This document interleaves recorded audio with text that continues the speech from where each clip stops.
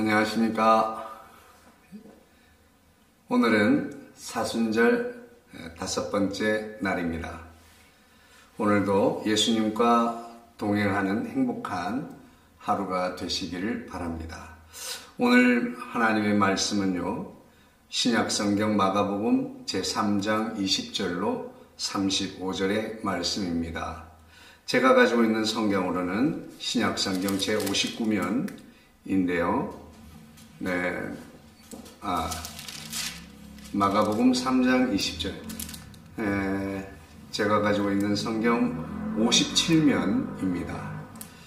20절로부터 35절 말씀까지를 제가 큰 소리로 받들어 읽겠습니다. 집에 들어가시니 무리가 다시 모임으로 식사할 겨를도 없는지라 예수의 친족들이 듣고 그를 붙들러 나오니 이는 그가 미쳤다 하밀러라.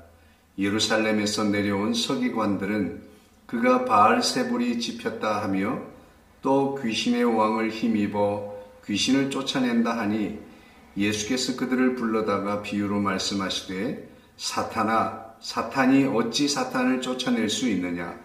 또 만일 나라가 스스로 분쟁하면 그 나라가 설 수 없고 만일 집이 스스로 분쟁하면 그 집이 설 수 없고 만일 사탄이 자기를 거슬러 일어나 분쟁하면 설 수 없고 망하느니라. 사람이 먼저 강한 자를 결박하지 않고는 그 강한 자의 집에 들어가 세간을 강탈하지 못하리니 결박한 후에야 그 집을 강탈하리라.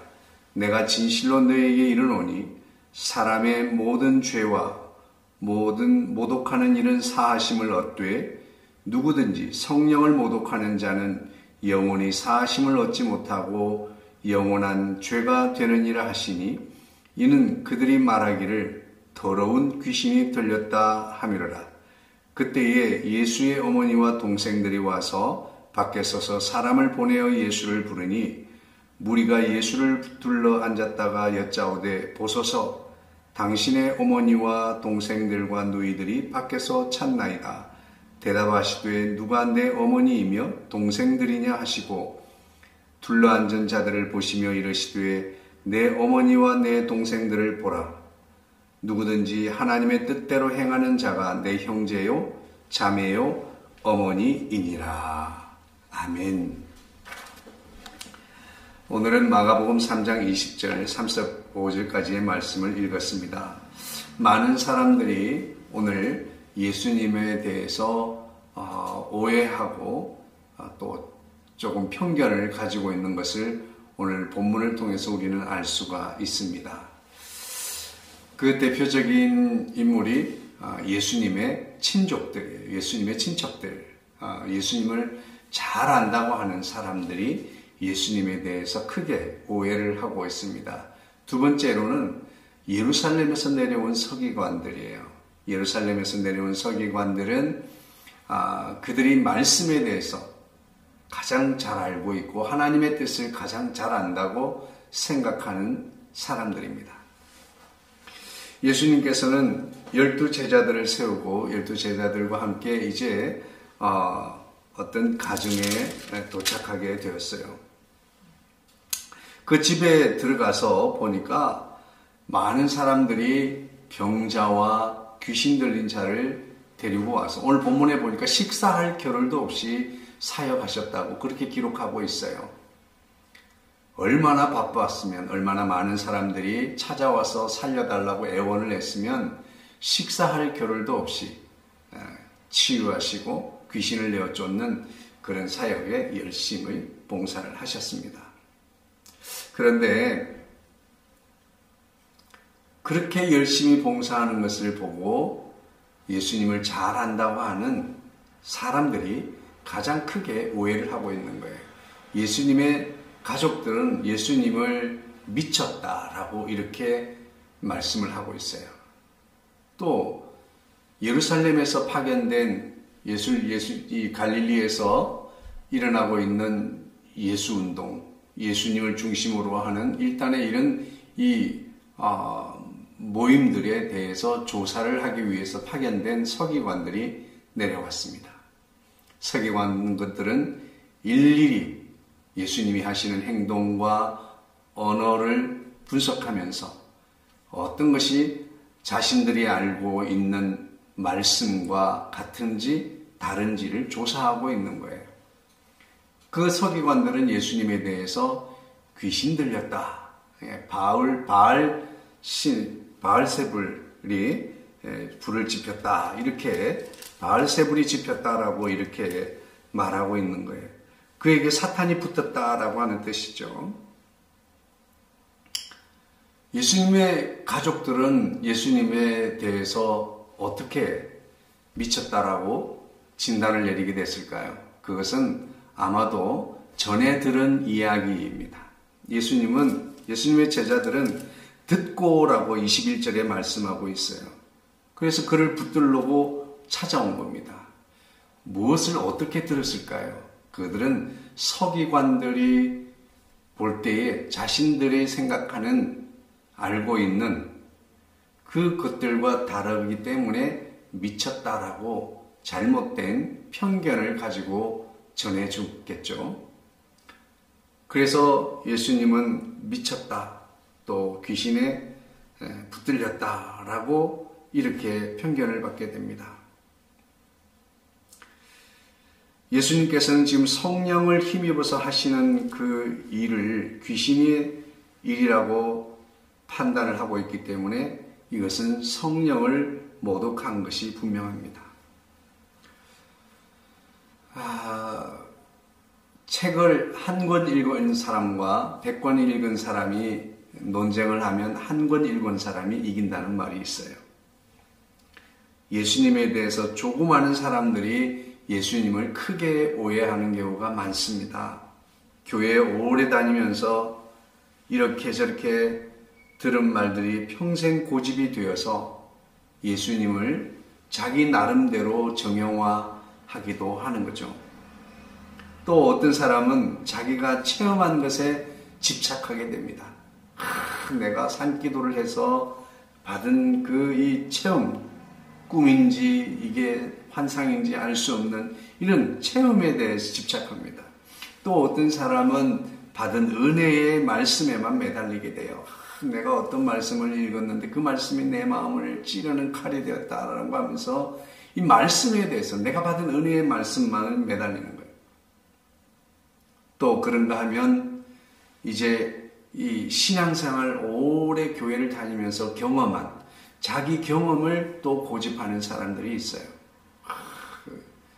강대상 위에 꽃꽂이의 위치가 어디에야 한다든지 물컵이 어디에 있어야 한다든지 이런 여러 가지 일들을 고집한다는 거예요. 자신들이 가지고 있는 것이 기준이 되어버리는 거죠. 이렇게 내가 아는 것과 다르다고 말하는 사람들은 사실은 다 틀린 거죠.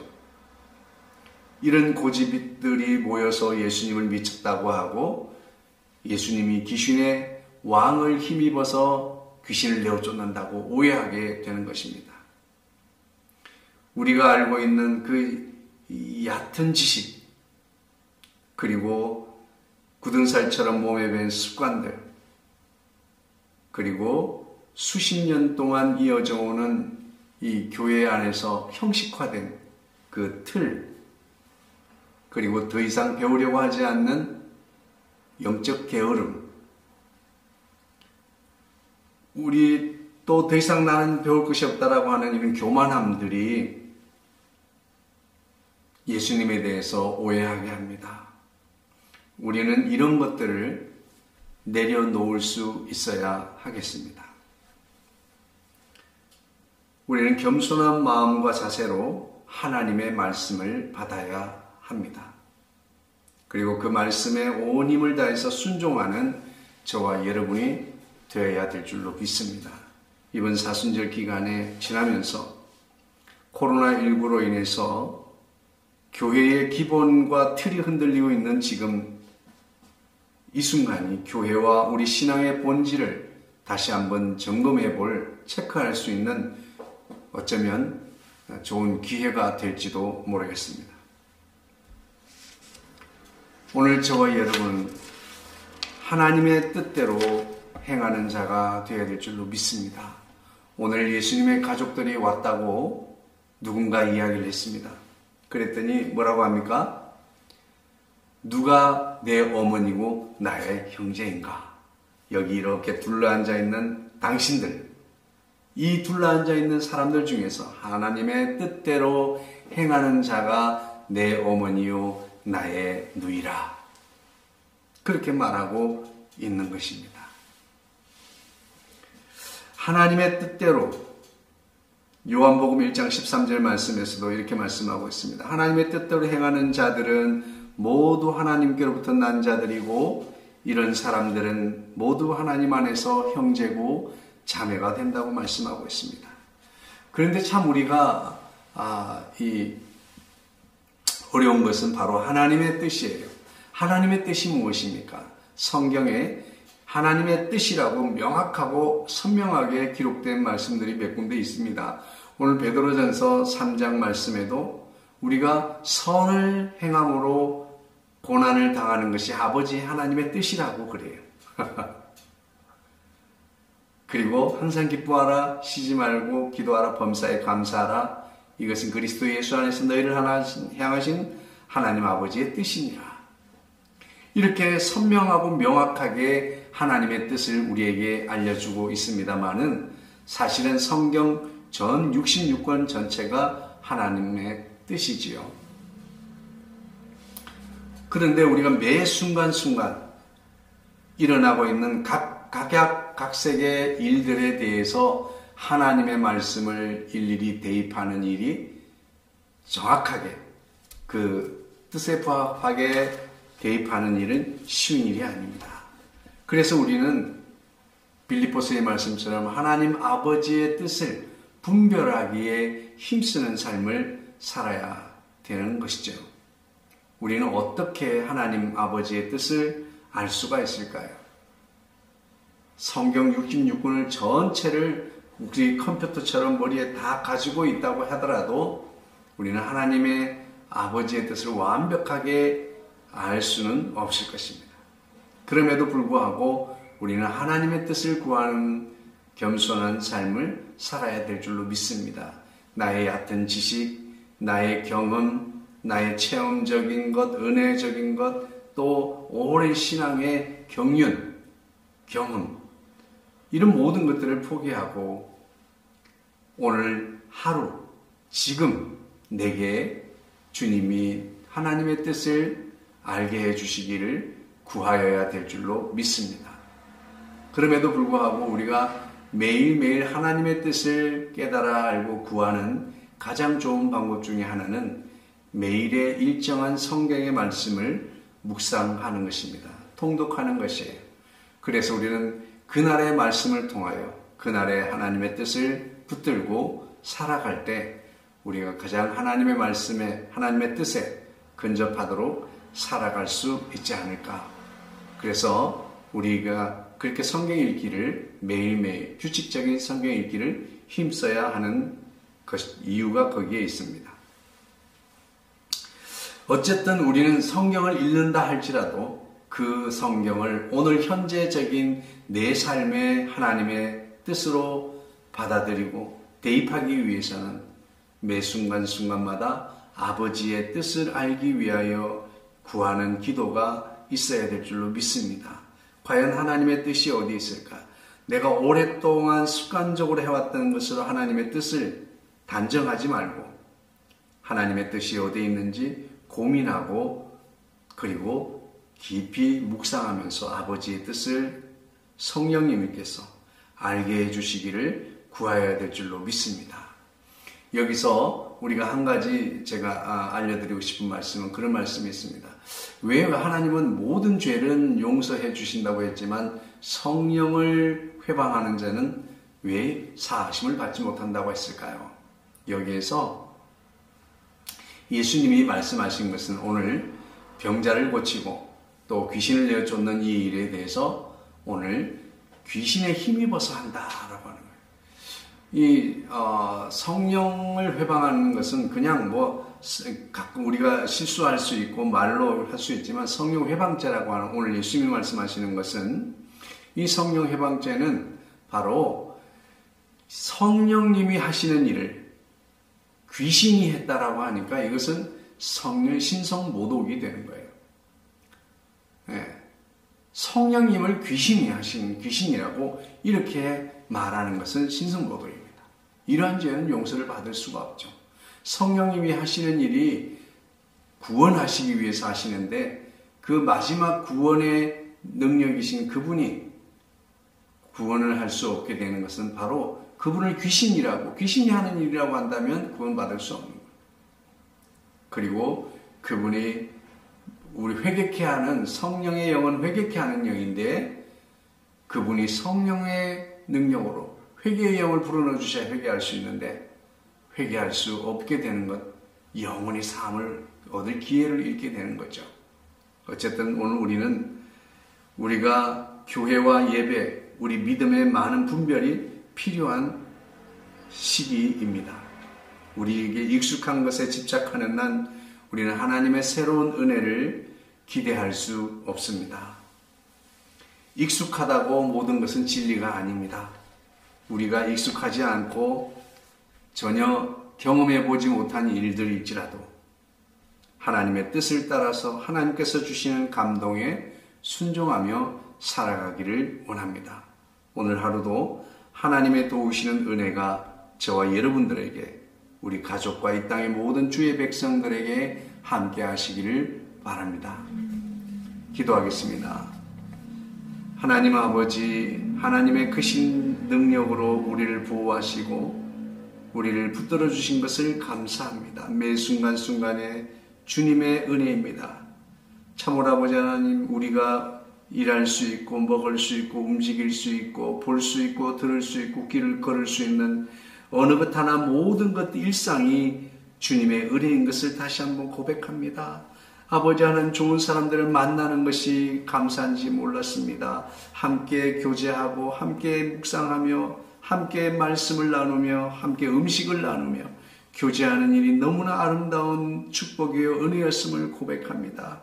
일상의 감사를 회복해 하신 주님 감사합니다. 영광받아 주시옵소서.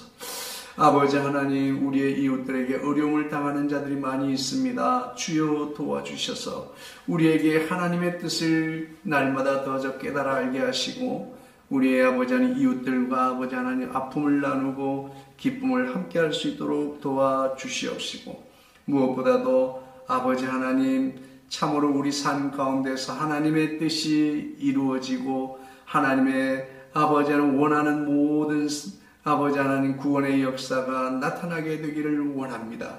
날마다 성령님께서 함께하여 주셔서 아버지 하나님 우리의 삶을 지키시고 인도하여 주시옵소서.